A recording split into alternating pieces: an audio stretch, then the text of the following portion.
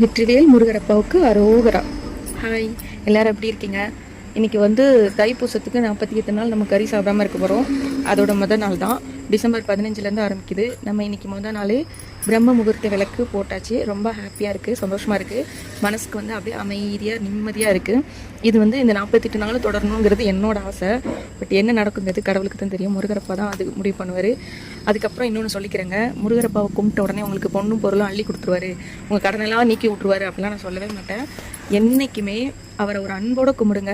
எனக்கு இதெல்லாம் பண்ணிடுவாருன்னு எதிர்பார்ப்போடு கும்பிடாதீங்க. அது சில விஷயங்கள் நடக்காமல் போகும்போது ஏமாற்றமும் கோபமும் அதிகமாக்கி விட்டுரும்.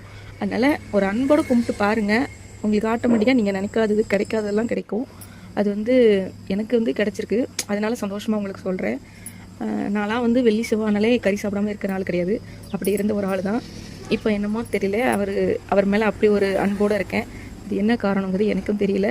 அதுவாக என் விதியில் ஒன்று நடக்குது. அதை நினச்சி நான் இப்போவும் சந்தோஷப்படுறேன். அதுக்காண்டி எனக்கு கஷ்டமே இல்லைன்னு சொல்ல மாட்டேன். நான் பட்ட கஷ்டங்களும் ஏமாற்றங்களும் அதிகம் அதிகம் அதிகம் அதிகம் அதிகம். பட் இதெல்லாமே தாண்டி ஏதோ ஒரு வகையில் எனக்கு இந்த விளக்கு போடும்போது ரொம்ப நிம்மதி கிடைக்குதுங்க. அதே மாதிரி நீங்களும் விளக்கு போட்டு பாருங்கள். வீட்டில் விளக்கு போடுங்க ஃபஸ்ட்டு. அதுலேயே உங்கள் மனசு நிம்மதியெல்லாம் ஆரம்பிச்சிடும்.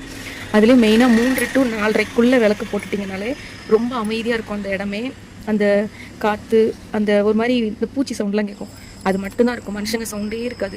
அப்படிப்பட்ட இடத்துல உட்காந்து அழகாக விளக்கு போட்டு முருகரப்பா ஃபோட்டோ அப்படி வச்சு அவர் முன்னாடி விளக்கு போட்டு அவர் முன்னாடி உட்காந்து அவர்கிட்ட கொஞ்ச நேரம் பேசி பாருங்கள். உங்கள் மனசு அவ்வளோ நிம்மதியாயிருங்க. எனக்கு நடந்திருக்கு, அதனால நான் சொல்கிறேன். மனசு நிம்மதி வேணும்னா அவரை தேடி போங்க. என்றைக்குமே நல்லது மட்டும்தான் நடக்கும். அவர் மேலே அன்பாருங்க. அவர் உங்கள் மேலே அன்பாக இருப்பார். அந்த அன்பை உங்களால் மாற்றவே முடியாத அளவுக்கு